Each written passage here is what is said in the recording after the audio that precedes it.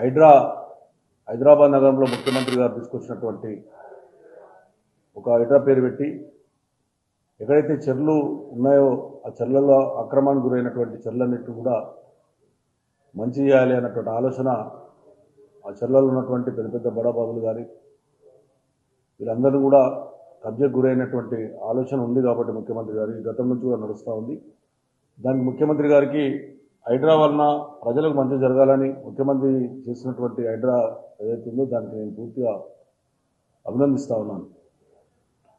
ఒక మంచి ఆలోచన హైదరాబాద్ నగరం కూడా హైదరాబాద్ వాసునిగా హైదరాబాద్లో ఉన్నటువంటి మాకు ఎక్కడ హైదరాబాద్ అంటేనే మాది హైదరాబాద్ వాసునిగా ఎమ్మెల్యేగా ఉన్నటువంటి చెర్లు ఏవైతే హైదరాబాద్ నగరం ఉన్న చెర్లు గొలుసుకట్టు చెరువులు చాలా మటుకు హైదరాబాద్ తెలంగాణలో గొలుసుకట్టు చెరువులు అనేవి ఉంటాయి. చెరుటు చెరువు నాలా ఉంటాయి. నేను ముఖ్యమంత్రి గారికి మీ ద్వారా విజ్ఞప్తి చేసేది ఏంటంటే హైడ్రా ఉన్నట్టు కమిషనర్ గారు కూడా చెరుటు నాలా ఉన్నాయి. ఆ చెరువు నాలాలు ఉన్నటువంటి గొలుసుకట్టు చెరువులని నాలలలో కూడా 200 ఫీట్ల నాలలు 150 ఫీట్ల నాలలు 100 ఫీట్ల నాలలు ఇవన్నీ నాలాలు ఉన్నాయి. దానికి కూడా ఆక్రమణకు గురయ్యాయి. మరి ఆ చెరువును రక్షిస్తూ చెరువును ఇమ్మీడియట్గా మనం ఎప్పుడైతే చెరువు మీద అక్రమాలు తొలగించిన వెంటనే దాన్ని ఇమ్మీడియట్గా టేకప్ చేసి ఇమ్మీడియట్గా అభివృద్ధి కార్యక్రమం చేసి దాన్ని డెవలప్ చేసినట్టుంటే పూర్తిగా తీసినట్టుంటే గ్రౌండ్ వాటర్ కూడా పెరిగే అవకాశాలు ఉంటాయి. ఎంబడే ఆ చెరువు ఉన్నటువంటి ల్యాండ్ ఏదైతే మిలిపోయిన ల్యాండ్ ఉందో దానిలో కాపాడుకుంటే ఇమ్మీడియట్గా నిధులు కూడా శాంక్షన్ చేయమని చెప్పి నేను ముఖ్యమంత్రి గారిని విజ్ఞప్తి చేస్తూ ఉన్నాను. మరి ఇలా చాలా మట్టుకు పట్టదారులు ఉన్నారు. కొంతమందిగా సికం ల్యాండ్ ఉన్నాయి. ఎఫ్టీఏలో ఉన్నటువంటి పట్టదారులు ఉన్నారు. ఆ పట్టదారులు ఉన్నటువంటి వాళ్లకు మరి మీరు టీడీఆర్ ఇచ్చి వాళ్ళను పక్క జరుపుతారా? మరి వాళ్ళకు కూడా ఏదైనా ఒకటి ఒక ఆలోచనతో చెప్పాల్సిన అవసరం ఉంది. కమిషనర్ గారు కానీ ముఖ్యమంత్రి గారు కానీ లోబడిన పట్టదారుల పరిస్థితి ఏంటి అంటే పట్టదారులు ఉన్నటువంటి వాళ్ళు గతంలో హైదరాబాద్ నగరం పెద్దగా అయింది కాబట్టి పట్టదారులు ఇప్పుడు ఎవరు కూడా వ్యవసాయం చేసుకునే ఆలోచన లేదు కాబట్టి పట్టదారులు పోయి కోర్టుకు వెళ్ళినప్పుడు వాళ్ళ కోర్టు కూడా స్టే ఇచ్చినటువంటి సందర్భాలు కూడా చూసాం కాబట్టి వాళ్ళకు టీడీఆర్ ఏమని చెప్పి నేను విజ్ఞప్తి చేసి టీడీఆర్ ఇచ్చి ఆ ఉన్నటువంటి ల్యాండ్ను మీరు టేకప్ చేసుకుంటే బాగుంటుందని చెప్పి నేను మీ ద్వారా నేను కోరుతా ఉన్నాను. మరి గతంలో నిరుపేదలు కట్టుకున్నటువంటి వాళ్ళు కూడా ఉన్నారు.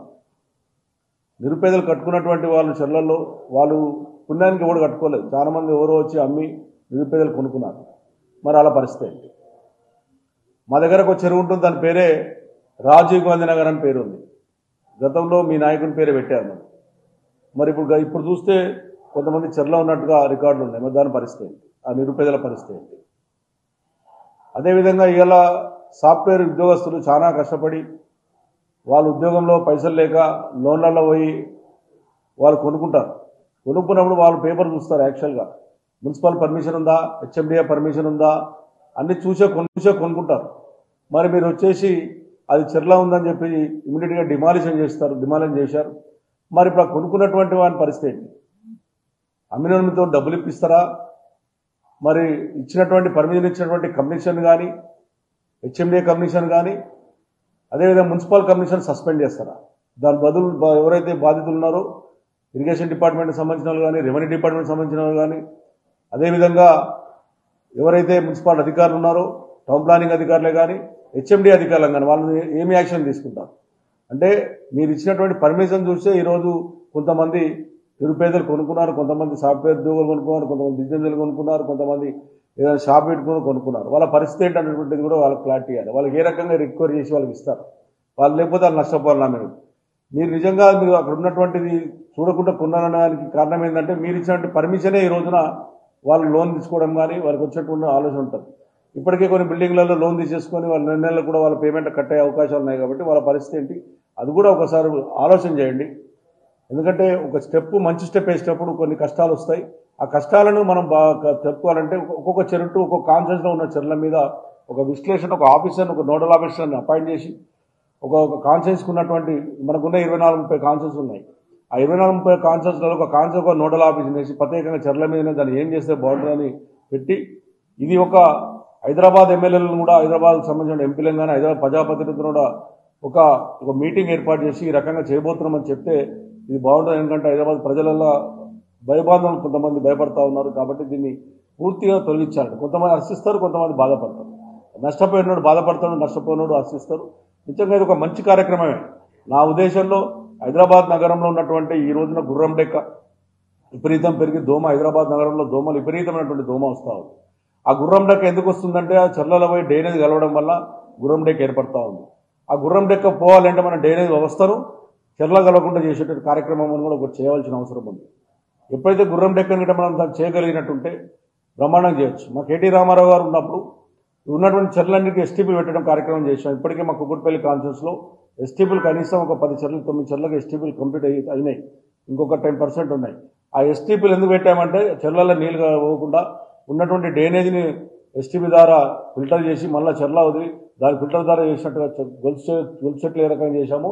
ఈరోజు ఆ కుకుట్పల్లి కాన్ఫరెన్స్లో ఎస్టీపీలు కూడా అన్ని బ్రహ్మాండం చేశాం. కొన్ని ఎస్టీపీలు అయితే చెర్లనే మరి కట్టాం మనం.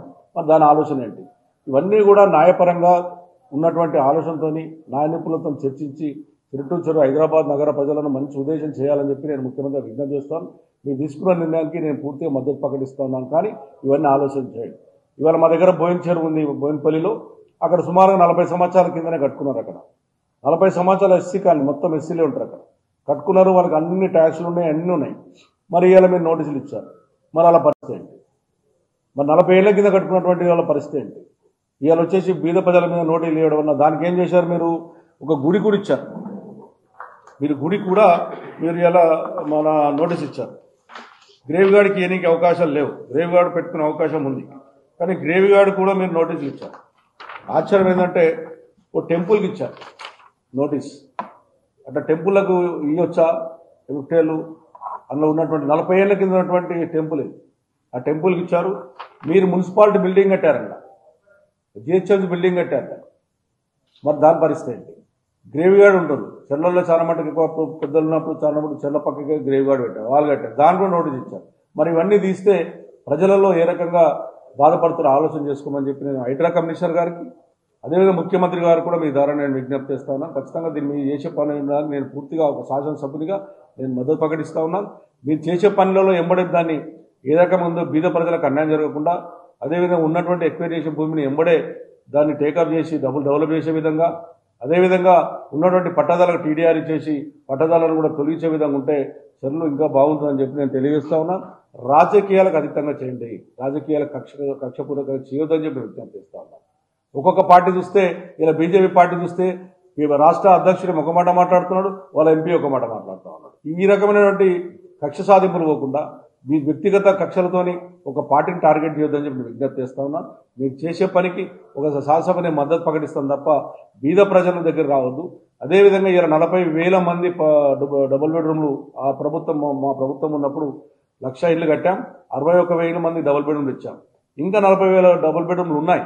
డబుల్ బెడ్రూమ్లు ఏవైతే ఎక్కడెక్కడైతే ఈ చెర్లలో కొద్దిగా ఎఫెక్ట్ అయినటువంటి వాళ్ళు కానీ నాలలో ఉన్నటువంటి ఎఫెక్ట్ అయినటువంటి వాళ్ళ అందరూ కూడా ఆ డబుల్ బెడ్రూమ్లు ఇచ్చి అలా కట్టేయండి. ఇప్పటికీ ఉన్నాయి, కావాలంటే 40,000 మంది ఉన్నారు కాబట్టి 10-12,000 మంది మూసినది మీద కానీ ఇక్కడ నాలల మీద కొంతమంది ఆక్రమించుకున్నటువంటి వాళ్ళు ఉన్నారు. వాళ్ళందరూ కూడా తొలగించి వాళ్ళు ఎంబడే వాళ్ళు డబుల్ బెడ్రూమ్ ఇచ్చి అది ఇమీడియట్గా నాలను కూడా టేకప్ చేయమని చెప్పి నేను విజ్ఞప్తి చేస్తాను. ఎందుకంటే ప్రభుత్వం కేసీఆర్ గారు ప్రభుత్వం ఉన్నప్పుడు డబుల్ బెడ్రూమ్లు ఉన్నాయి. ఆ ఉన్నటువంటి డబుల్ బెడ్రూమ్లో ఆ రకంగా ఇచ్చినట్టుంటే నాలలు ఫస్ట్ నాలలు చెర్లు చేయాలి. నాలలు చేయకుండా చెర్లు చేస్తే కూడా పెద్ద ఉపయోగపడదు. నాలలను కూడా మీరు టేకప్ చేయమని చెప్పి నేను విజ్ఞప్తి చేస్తా ఉన్నాను.